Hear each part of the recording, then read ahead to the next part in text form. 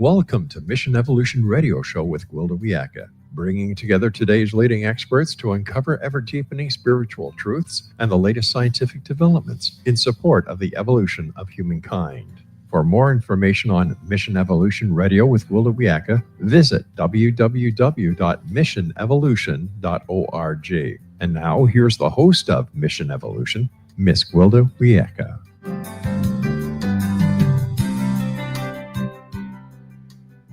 Welcome to Mission Evolution, where we explore the evolution of consciousness through the experience of life. I'm your host, Gwilda Wiyaka. In a world filled with mysteries, from UFOs and hauntings to spiritual awakenings and scientific breakthroughs, one voice has guided millions through the fog of speculation and into the realm of discovery. That voice belongs to Rob McConnell, veteran broadcaster, investigative journalist, and host of the internationally syndicated The X-Zone radio TV show. As founder and CEO of REL-MAR McConnell Media Company and publisher of the X Chronicles newspaper, Rob has spent over 3 decades interviewing scientists, skeptics, mystics, and experiencers from every walk of life. His work has connected audiences across more than 170 countries, exploring the thin line where science meets spirit and where fact often outstrips fiction. Today, we'll delve into Rob's incredible journey, the evolution of human curiosity, and what his years of investigative broadcasting reveal about the changing nature of truth, belief, and the search for meaning in our modern world. Rob, thank you so much for joining us on Mission Evolution. Always a great pleasure, Gwilda. How are things today in Rocky Mountain, Colorado? Well, it's sunny and beautiful. I can't complain. Wow. Over here in St. Catharines right now, it's 25 degrees, and it looks like it's going to start snowing soon. So, oh, burr, and that's I take it that's Fahrenheit, yes? Yeah, that is Fahrenheit. Burr. So, Rob, you've spent decades exploring the mysteries of our world on the X-Zone radio TV show. What prompted your journey into the unexplained? It goes back a way long time ago. My parents moved to a place in Chambéry, Laval, which is the northern island, just off the main island of Montreal. And they always loved to get us as close to a school as possible. Well, this time here, they really did it. They got us right across the street from the school, and we lived at the top floor of a duplex. My mom being European, we had to be in bed at a very early time, because she believed early to bed, early to rise. Now, this was even during summer vacations, so we had to take it with a little grain of salt. This was during the school year. My brother and I were in our bedroom, and we had a big bay window in our bedroom that overlooked the school playground, where all our buddies were out playing baseball, and we were supposed to be in bed, but we were upstairs just watching them play baseball. And then all of a sudden it got very quiet. You know how when kids are playing, you can hear them talking and chattering, and you can hear the sound of cars and other vehicles that are rolling around the neighborhood, people chatting in the neighborhood. Well, it got deadly silent.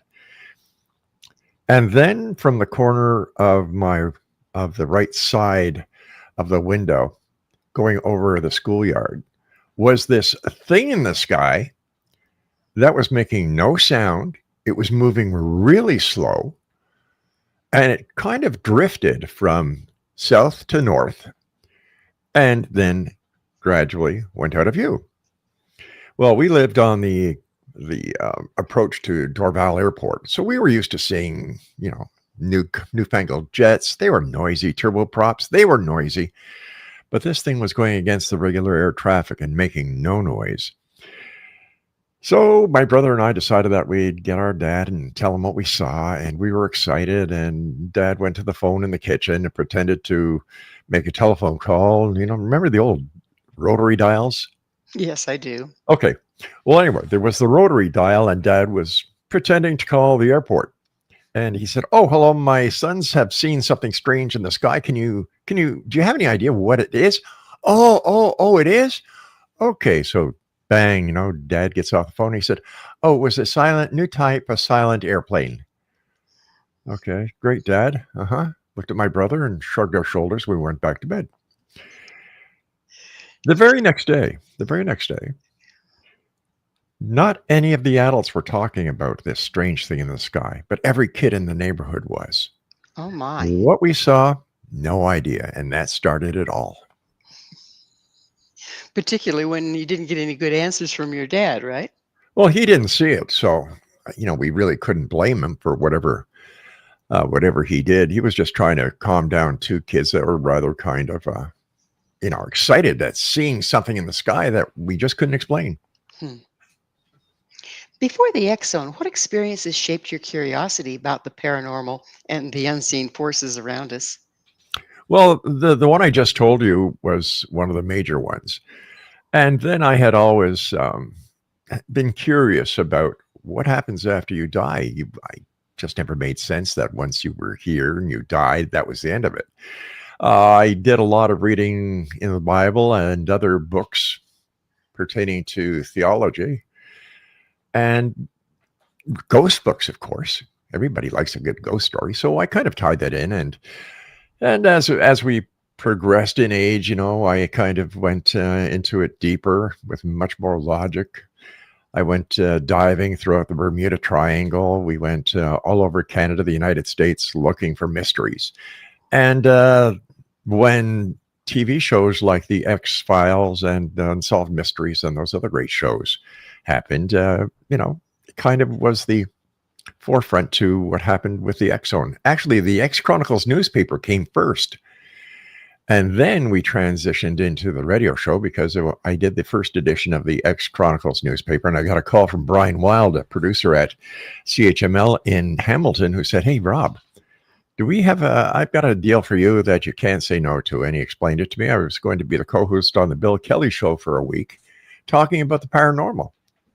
Well, that was that. And that's when my radio career started. But as a child, my mom was an actress, and she was on a lot of Canadian produced shows like People in Conflict, It's Your Move, Doctor's Diary, and so on. So I was used to going down to the studios to CFCF and watching my mom work as an actress. But I was more impressed and interested in the television aspect, how they did it, what happened. And this was all in the day of black and white.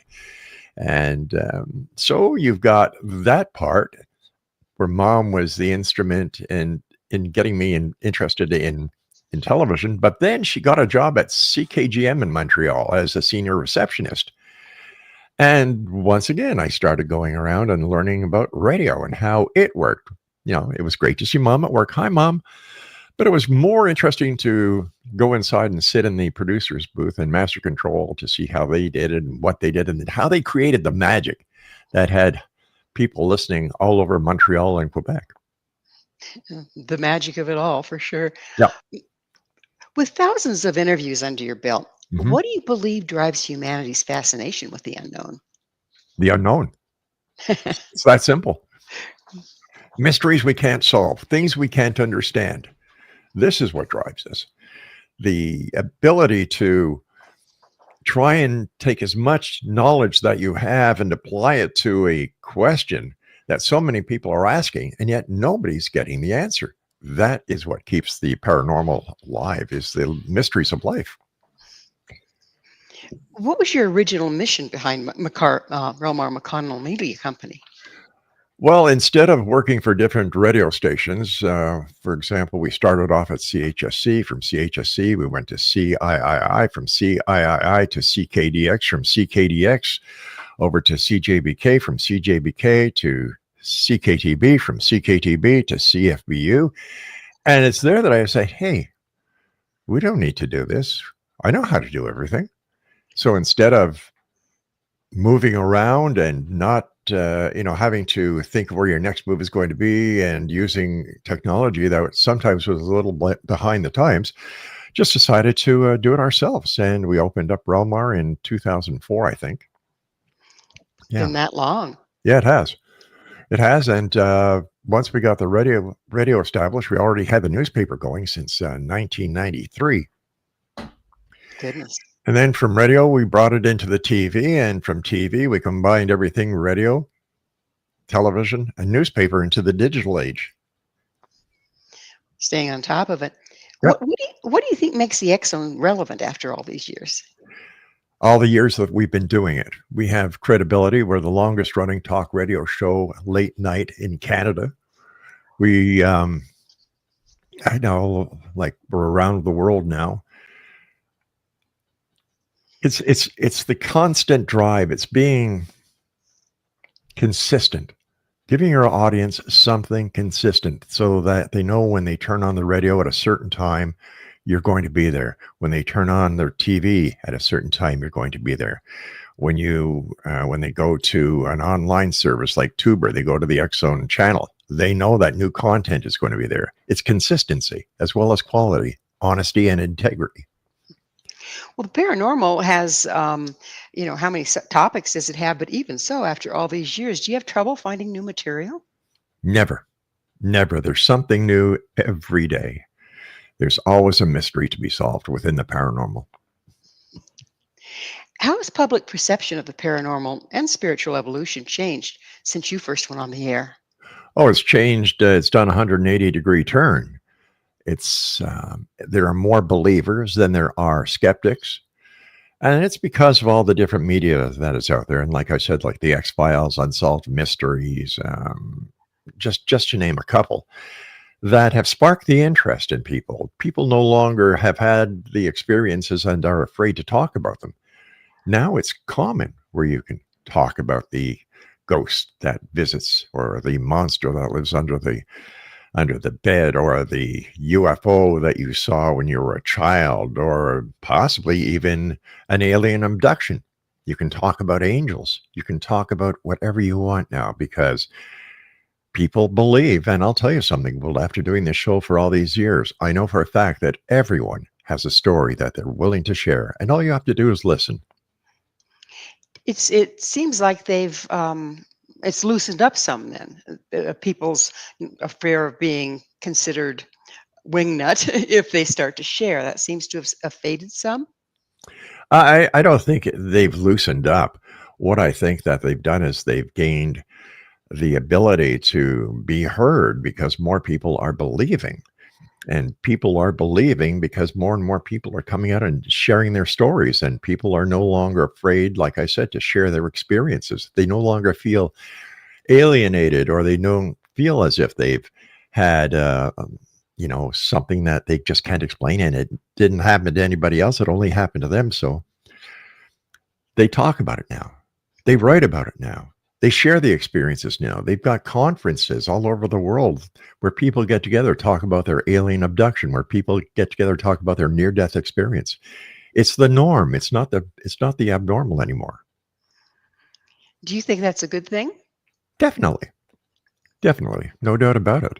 Because the more people that talk about it, the more people that we can ascertain what happened to them. And by using logic as well as multiple databases where we can enter the information to see if there's any correlation between them, we can help work together to solve the mysteries.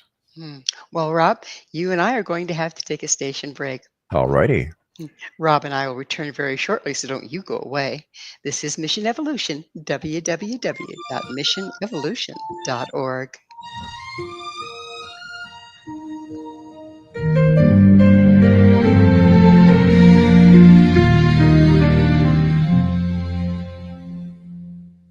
When the snow is gently falling, covering the ground, and the laughter of the children is the sweetest sound.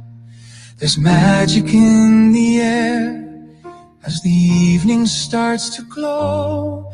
With our hearts wide open, it's the time we let love show. We gather round the fireplace, sharing tales of old, of Christmases remembered, of warmth against the cold. It's a season of togetherness with hope that won't depart. So let's create a melody that will fill every heart.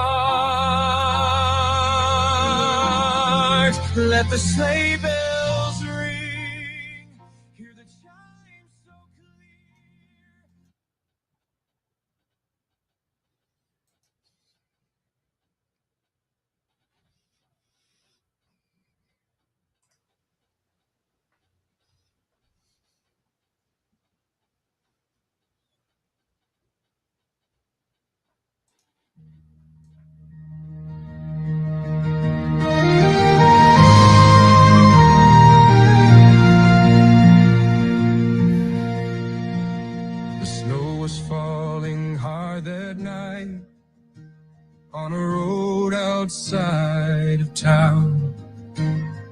car door slammed and drove away.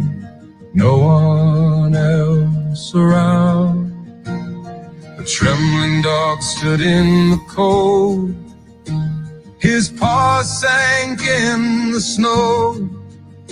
He looked down that long dark road, not sure where to go.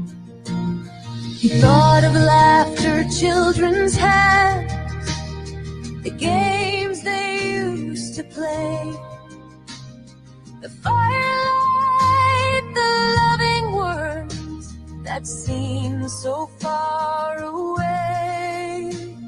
He wondered what he'd done so wrong to be left there all alone. I saw it on social media, so it must be true, right? With us this hour discussing media and its impact on truth is Canadian broadcaster Rob McConnell. His website, xzoneradiotv.com.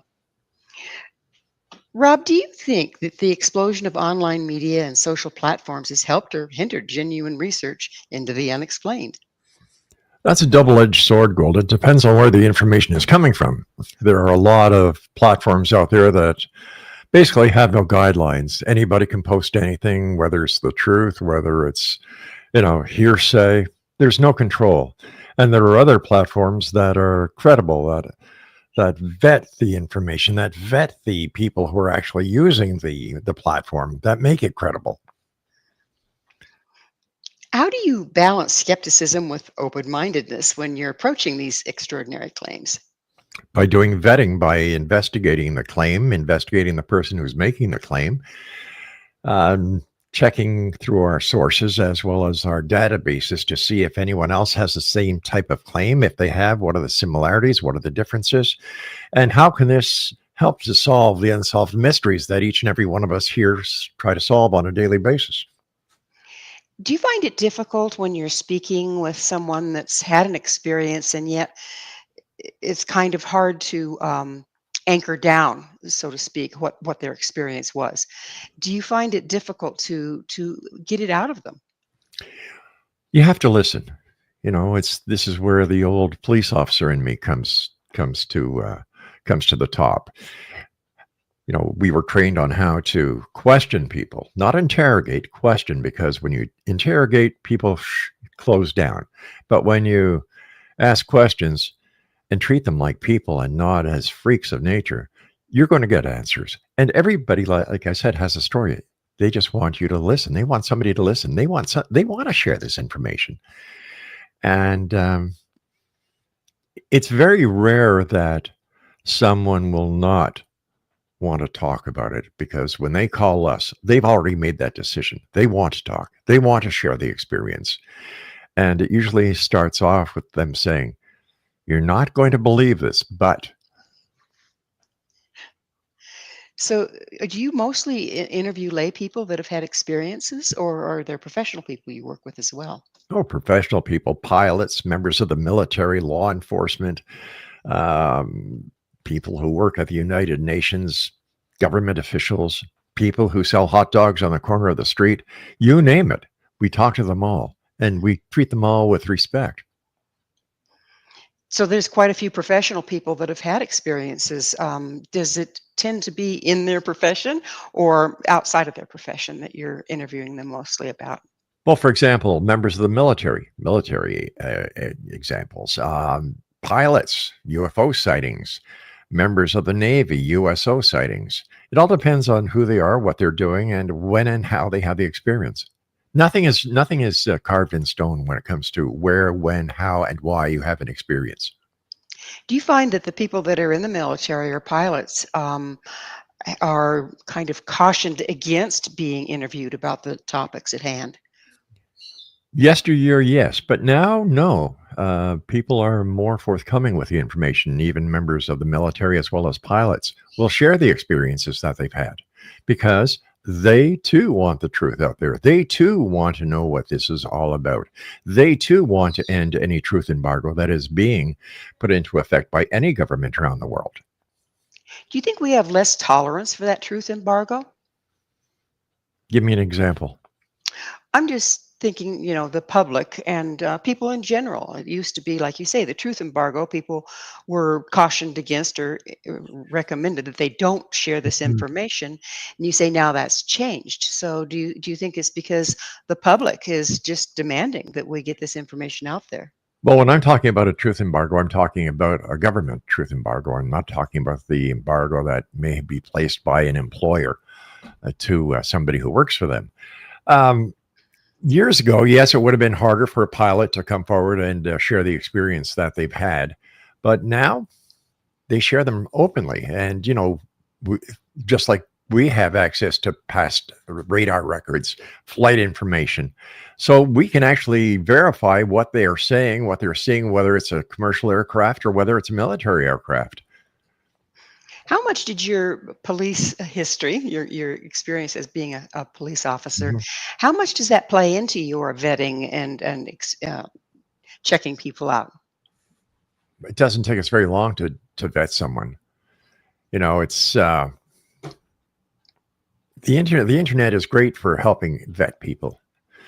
And if I was to, let's say, somebody called up and they wanted to give us information, it would take less than 15 minutes to vet them. Man, that's really fast. Yeah. Thanks to the internet and to the programs that are available to us. It is. So, in your view, are we as a species becoming more spiritually aware or simply more distracted? Wow. We're becoming more dumber. We're destroying this planet. We're not taking anything serious. You've got a leader of the United States who thinks that climate change is nothing but a big joke. It's not real. And, he should see what's happening up in the Arctic with the glaciers and the icebergs, the ice flows, the animals that are, dying because of the changes in the climate. So it all depends. There are a number of variances that have to be put into the equation, Gwilda. There's no set easy answer. It is sad what's going on, and you would think in this day and age that people would be more willing to open their eyes, wouldn't you? Well, that would be nice. That would really be nice. But it'll take more people. And I must say the grassroots organizations are doing a fantastic job. For example, in Brazil, they just had a conference there. There were people from the United States as well as a Canadian delegation, but the president of the United States or any of his cabinet just didn't go. They think it's nothing but a bunch of bunk. So, Well, we wouldn't want it to interfere with the bottom line, would we? well, it's not a matter of the bottom line. It's a matter of, do you want this planet to live or die? Do you want to be part of sustaining creation, or do you want to be part of destroying everyone on this planet? It's a life and death matter now. What role do you see the media playing in humanity's evolutionary journey towards consciousness? Getting the truth out there, making sure that John Q. Public has the ability, if they want, to read the truth, to listen to the truth, and to watch the truth. You can't force feed anybody. All you can do is present them the very best facts based on the very best information, based on the credible people and the work that you do. If I want to talk about climate change and you don't believe it, nothing I can say will make you change your mind except showing you the truth. If the people are even willing to accept it when you show it to them, though. Exactly. Yeah, never underestimate the power of denial, right? Well, never underestimate the power of the media either, because the media can get the pictures out there, the real pictures out there. Look what happened throughout the United States with the wildfires and Canada. And like I was talking about, the icebergs, the ice fields. That's undeniable. And it's the media's responsibility to get those stories out.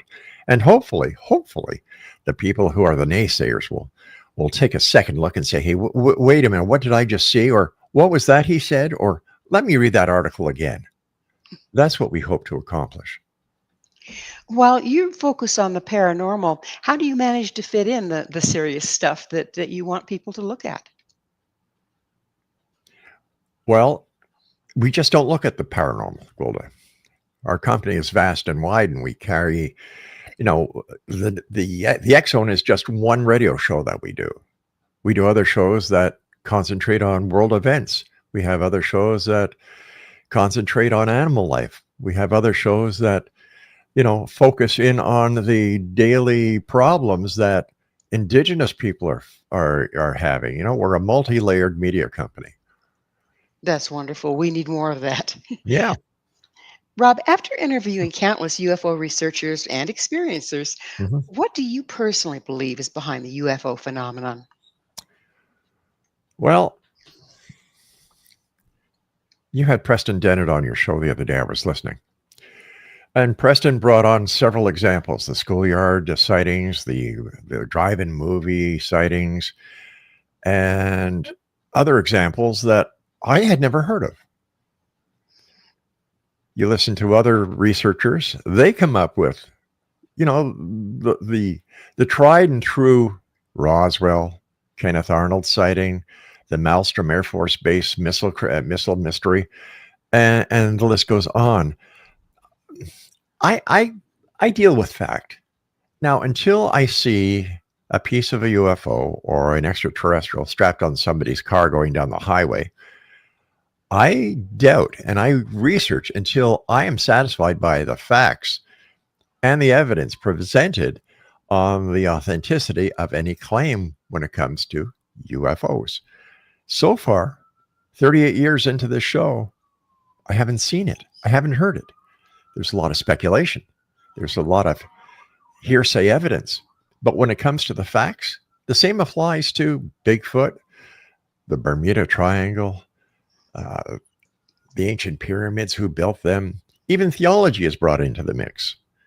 So it's these mysteries and questions that keep everything, simmering on the fire. And we just hope that one day somebody will have that undeniable piece of physical evidence, or the ETs will land on the lawn of the Canadian government on Parliament Hill, Red Square, or even on top of President Trump's new ballroom. That would be worth watching there. Yeah. With all the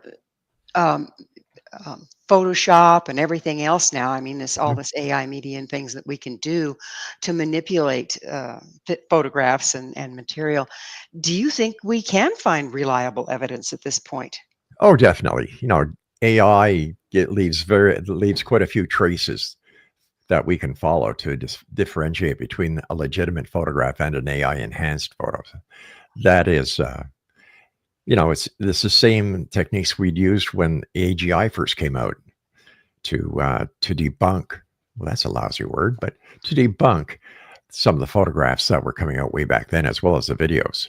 So there is a way of, once again, verifying and doing an analysis to see whether or not that photo or video is legitimate. And like I've said, so far, I have not seen anything that is legitimate.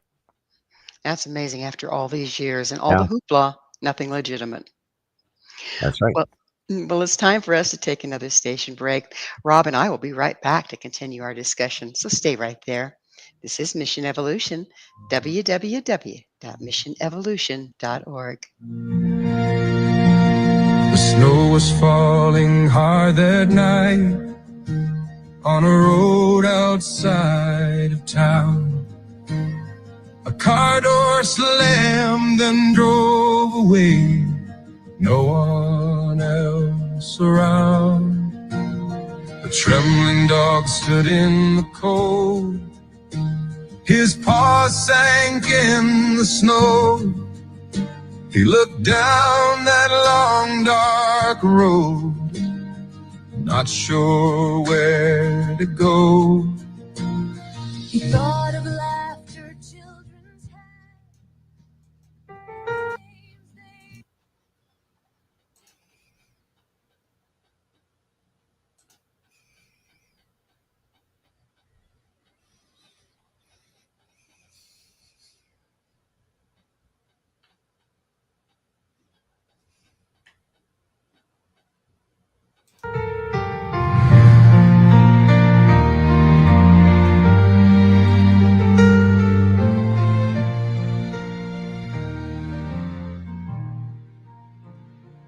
From the mountains out in BC to the shores of Newfoundland, lights are glowing through the snow, hearts are open hand in hand.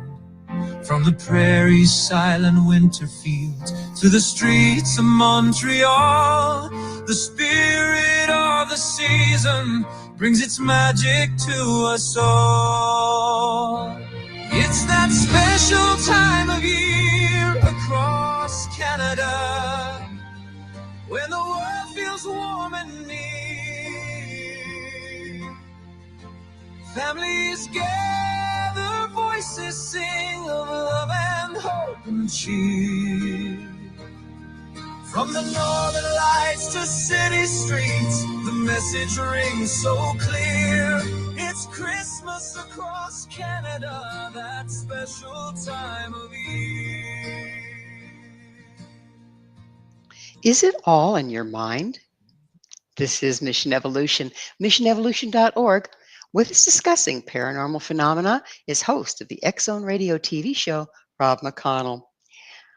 Rob, are UFOs and other unexplained encounters purely physical events, or do they have consciousness-based components? Oh, there you go. That's a great question that nobody's been able to answer. There are those who speculate it's physical. There are those who speculate it is spiritual. There are those who claim that they're interdimensional entities. But once again, do you remember that old Wendy's commercial with a little lady that would say, "Where's the beef?" Yes, I do. This is my mantra. Where's the beef? Where's the evidence?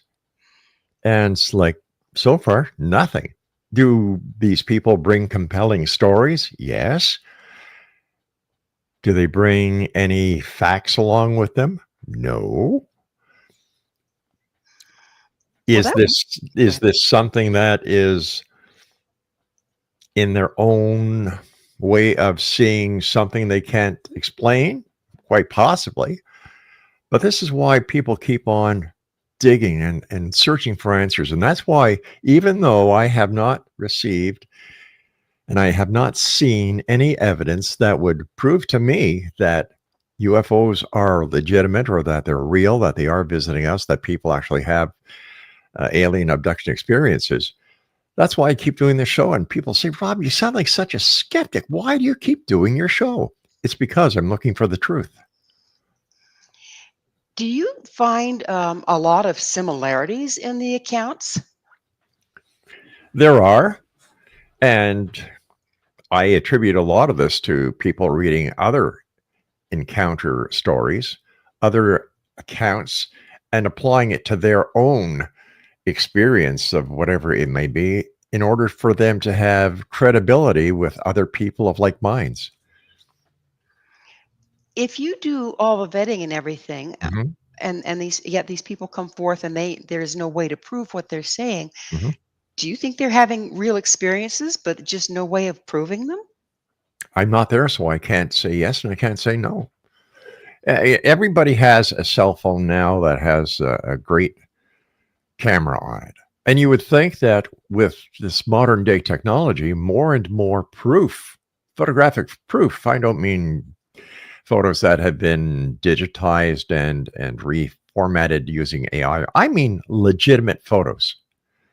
And since the advent of digital photography, UFO photos have declined because they're much easier to detect as frauds now. Interesting. Again, speaking of Preston, who I had on the show recently, he said that the UFO visitations have declined. Do you see any evidence of that? Yes, the reports are certainly declining. It seems that people are just not buying all the misinformation that is out there. Bud Hopkins, who was known for his what was he called? What did he call them? Past life regressions or abduction hypnosis, was found out to be a fraud, and it was his own wife that exposed him after he died. Oh my.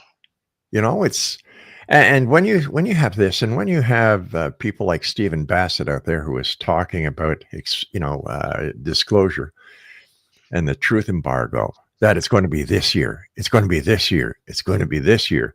And I've been listening to Steve now for maybe 20 years. And, it just hasn't happened yet. And here's something for everybody to consider. With the ability to hack into different computers, and we know the Americans hack into the Chinese hack into the Russians, and the Russians hack into America, and so on and so forth. It's a circle of hacking. If any country wanted to bring down, let's say, the United States of America, in my opinion, all they would have to do is break into a data bank, find the elusive proof that the UFO community is claiming that the government has, but is not releasing. Take it and release it. And let the public know that, hey, you've been lied to all this time. That would cause a slowdown and possibly bring down the established government. It hasn't happened. Do I think that the information is there? No. Do I think that Project MJ12, where a president made a deal with extraterrestrials so that they could abduct people in order to get reversed engineered material? No.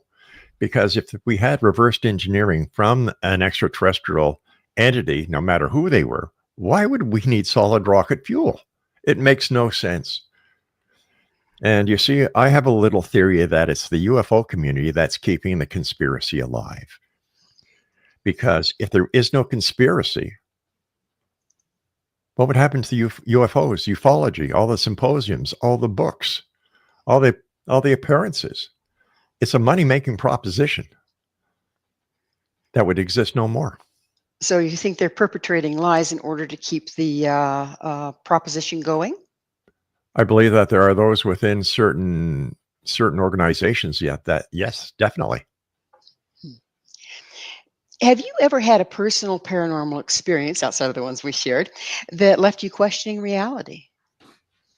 Yes. The biggest one is how President Trump got elected again.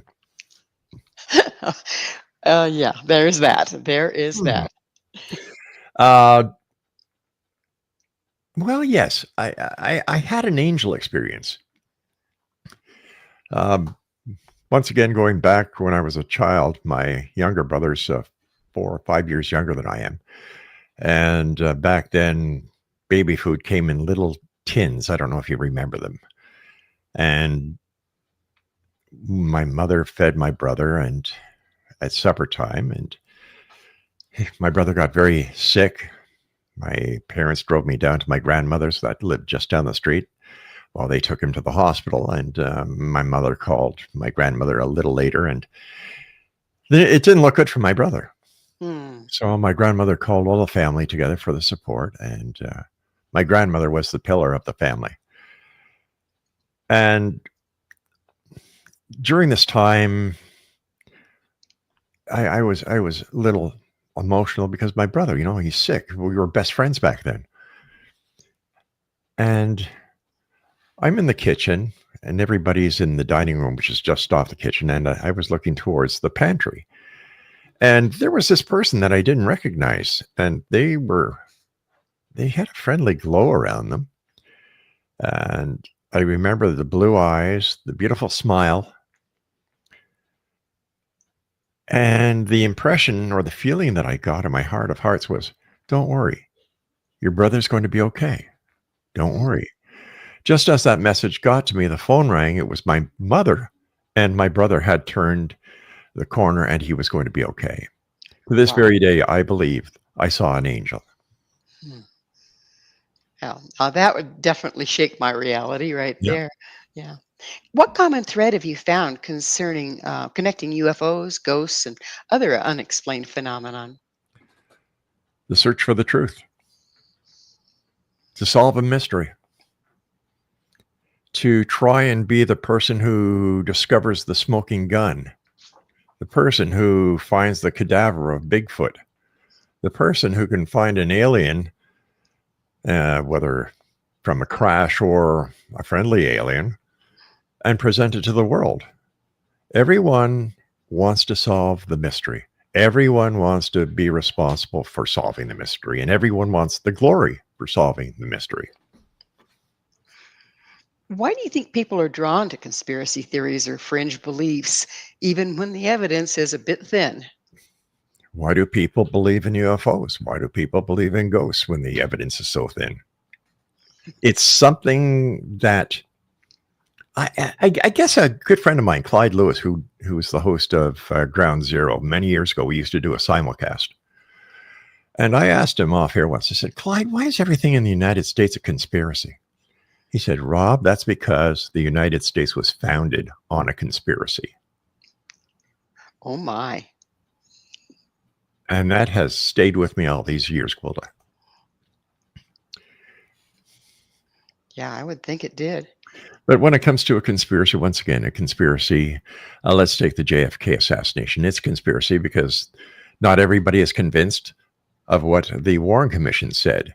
When we look at the conspiracy of Roswell, there are those who believe that the government is suppressing the information that there are 3 dead aliens somewhere, and that the crash retrieval was sent to an air base in let me see, where is it? Ohio, I believe.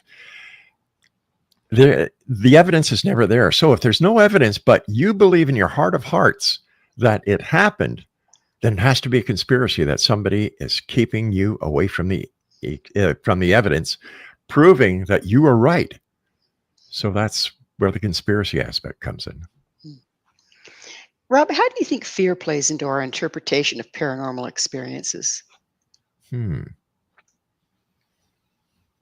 I would have to say that is on an individual basis. That not all people are afraid of the paranormal. In fact, there are many people who go out looking for the thrill of having an encounter with the paranormal. So there are those who are thrill seekers. There are those who are hardcore investigators.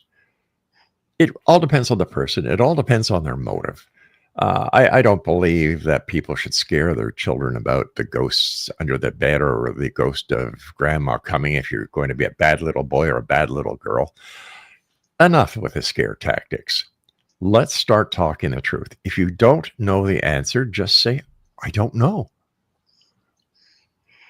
Have you noticed the difference between how people approach mystery and spirituality from decades ago versus now?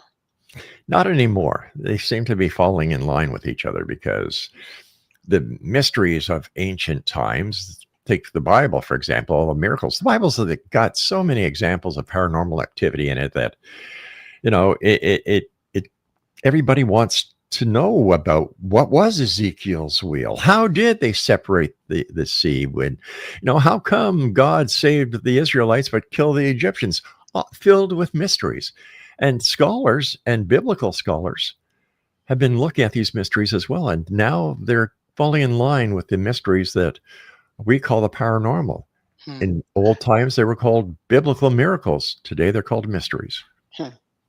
Well, it's time for another station break. Please stay with us as Rob and I continue to explore the unexplained. This is Mission Evolution, www.missionevolution.org.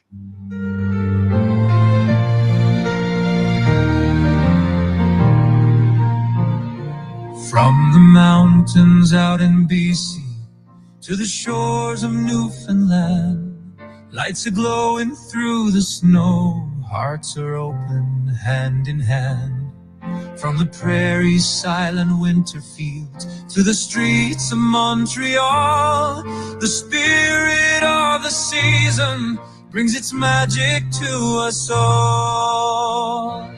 It's that special time of year across Canada when the world feels warm and near.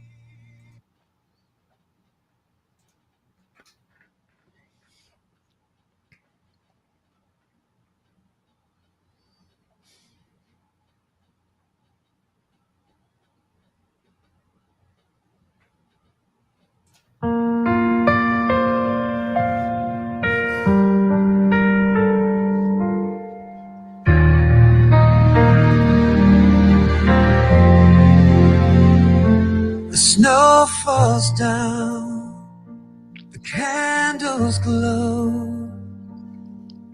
There's peace in hearts the world should know.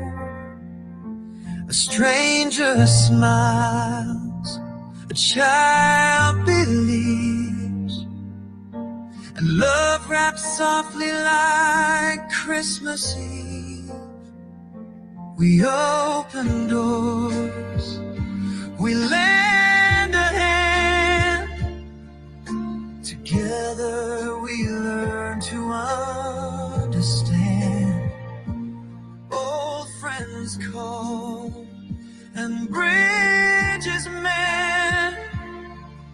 For Christmas turns our hearts again. If every day were Christmas, what a world this would be, where love and hope and kindness flow like lights on every tree. If we could keep this feeling when the season fades away, the world would shine forever bright, with Christmas lived each day.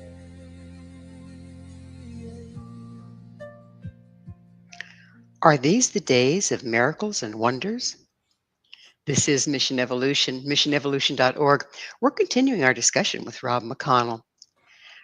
Rob, do you think that modern society has lost touch with wonder and curiosity, or is there a bit of a renaissance happening? Oh, heavens, Gwilda, that's a wonderful question. And excuse me, there's miracles around us each and every day. We have got our noses embedded in electronic tablets, iPhones, the internet, television. We don't look around us anymore. And there's miracles happening everywhere. All you need to do is look. For example, one of the greatest miracles that I know is a smile on a child's face, a new baby being born, a puppy that is playing, chasing a snowflake, the growth of flowers. There are so many miracles. We have just lost touch with it. And I think that what we have done as a society, or most people have done, is that they've taken the everyday miracles that are there because they're too boring. We have to invent things. Bigfoot, UFOs, alien abductions, because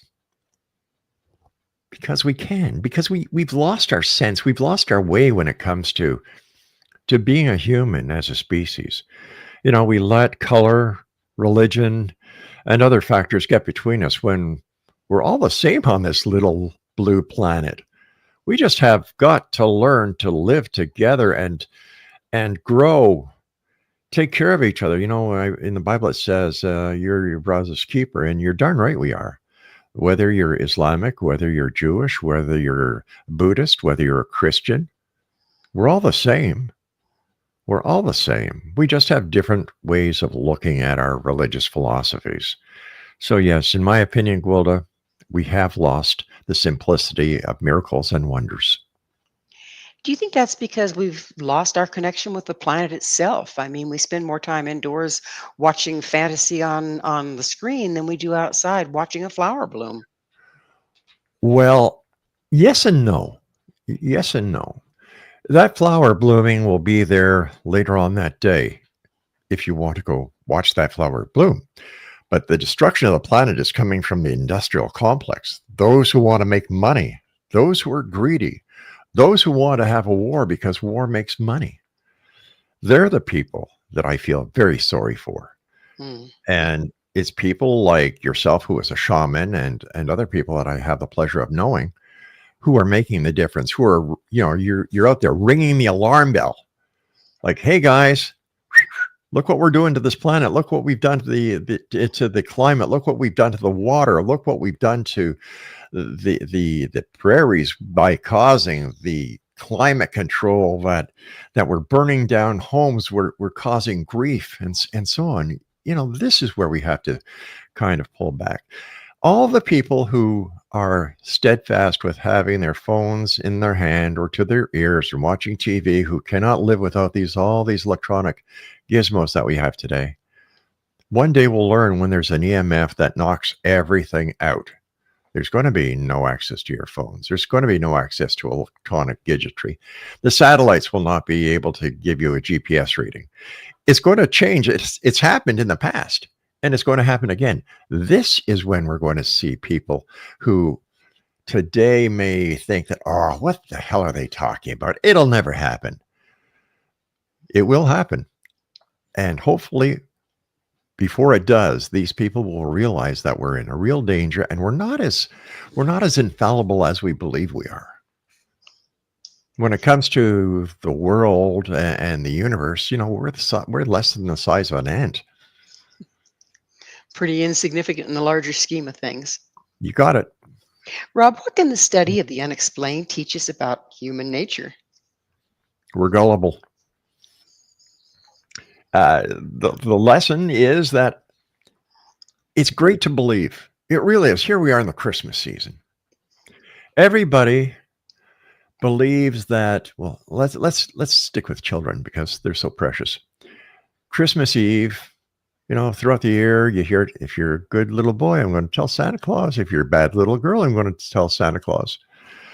And as we get ready and as we progress to the holiday season, we put Christmas tree lights up. We put signs in the store, Merry Christmas, Joyeux Noël. There's Christmas trees that are sold on the corner lots. There's every kind of toy available. Mom and dad have to work extra to make sure that little Jimmy gets his $500 pair of running shoes that he wants. When I was a kid, I think it was about $3 or $4.95 for a pair of running shoes. They were the good old days. And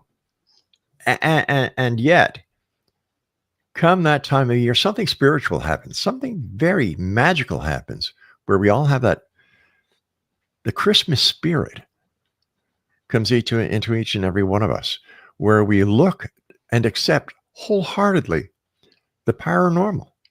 We accept the fact that Mary had Jesus, the Star of Bethlehem, the miracles that Christ performed. Like these are all miracles, and these are all part of the Christmas spirit. You have angels all over the place. So you tie it all in, and is this society's way of trying to get back to its roots, to its very core beliefs, by tying in what happened years ago to what is happening today? And one of my favorite questions is when I'm out giving a talk is, what would happen if the events that happened on December the 24th, 2000 and some odd years ago, happened today? How would it be reported? Would it be reported? What has changed in the human psyche that something that happened so long ago left such an impression on the world? And yet, if that same incident was to happen today, I don't think it would be reported. So are we going back to our roots? Yeah. I'm sorry? I said, I think you're probably right. Yeah. You've interviewed everyone from scientists to mystics. Mhm. Is there one guest or moment that profoundly changed your outlook? Oh my gosh. Over the years, I don't think there's been one guest that has changed. I've had the pleasure of talking to, let me see, Neil Armstrong, Edgar Mitchell, Eric von Däniken, Dream Denver, John Gilligan's from Gilligan's Island wife, Lee Majors, the $6 Million Man. I've had the opportunity of speaking to Mike Farrell, who played Captain BJ Honeycutt on MASH, and all these people. They're all very concerned about the world. They're very concerned about Mother Nature. They're very concerned about humanity. When it comes to the paranormal, they kind of push back a little bit, but their concern is with reality as I look at it, like what we've been talking about, climate change, the oceans, this is where their concern is, because they love the earth and they love people and they don't want to see it vanish. How does Mission Evolution, with its focus on spiritual growth and transformation, connect with your own mission through the X Zone? Well, it's on a mission of its own. Mission Evolution is taken from your aspect as a shaman, and you on your show, talk to the guest and do your interviews from that angle. So although we're the same, our shows are much different. Must have variety, right? That's what it's all about. Variety with truth. Mhm. Mm. How do you maintain objectivity when dealing with controversial or emotionally charged topics? Give me a topic and I'll tell you. Oh, the president, say for instance. Well, you don't have to be a genius to figure that one out. Uh, he, like anybody who tries an insurrection on January the 6th, 2021, and who is later elected as president, and who then gives everyone who was responsibly and charged and in jail pardons for that insurrection. And the list goes on, and look what he's doing in international waters. He's a modern day pirate on the high seas, except pirates used to take gold. He takes lives. So you've got to be objective. You just can't say, well, geez, like, wow, he's taking out the narco terrorists. Well, yeah, you're taking out narco terrorists and you're breaking the law by doing it. So does one justify the other? No. Rob, we're just about out of time, so I have to ask you, what is your mission? My mission is very simple: to let people dare to believe and dare to be heard, and allow people to understand that their fact is fiction and other fiction is reality. That's it. Beautiful. Beautiful. Unfortunately, we are out of time. Rob, Wow. thank you so much for coming on the show. Oh, it was a great pleasure. I love listening to your show, Gwilda. Keep the great work up. Thank you. You too. Our deepest thanks to Rob McConnell, host of the X Zone Radio TV show and CEO of REL-MAR McConnell Media Company, for joining us today on Mission Evolution. To explore Rob's world of investigative broadcasting and multimedia production, including the X Chronicles newspaper and the X Zone Broadcast Network, visit his official site at xzoneradiotv.com.